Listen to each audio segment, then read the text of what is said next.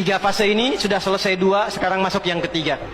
Maka yang ketiga ini, fa idza jaa wa'dul akhirati, maka jika datang janji Allah yang terakhir untuk mereka. Apa fase yang ketiga ini? Ada tiga bagian lagi. Satu, liyasu'u wujuhakum. Yang kedua, waliyadkhulul masjida kama dakhaluhu awwala marrah. Yang ketiga, waliyutabbiru ma'alahu tatbira. Ya. Satu sekarang sedang diperlihatkan, liyasu'u wujuhakum.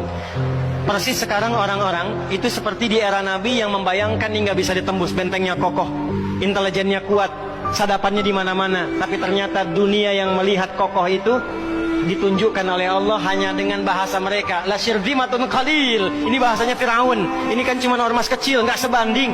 Ormas kecil yang nggak sebanding ini ternyata telah bisa mengintersep semua bagian-bagian itu.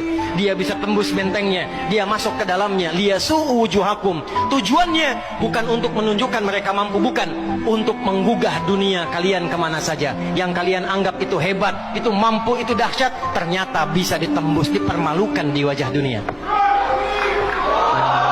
Satu, janji Allah tiba. Kedua, waliyadkhulul masjida kama dakhaluhu awwal marrah. Nanti ada fase kedua. Setelah ini terjadi, selesai fase kedua, masuklah ke wilayah Masjidil Aqsa. Kembali lagi milik kita itu. Dihitunglah fasenya 40 tahunan. 1987 fase pertama sekarang berjalan, ditambah 40 berapa? 2027. Itulah fase yang kedua, saat diharapkan paling puncaknya Masjidil Aqsa bisa kembali lagi. Nah, ini bukan main-main, ini bukan main-main. Hitungan fasenya. Antum lihat video viralnya Syekh Ahmad Yasin itu ketika menjelaskan itu. Saya tahu betul itu. Ya. Beliau hitung itu. Ya, 2027 ke 2028 dan puncak akhirnya waliyutabbiru ma'alahu tatbira. Hancur semua, terjadi perang dahsyat. Hitungan saya sih tambah 20 tahun karena fasenya sampai 100 tahun.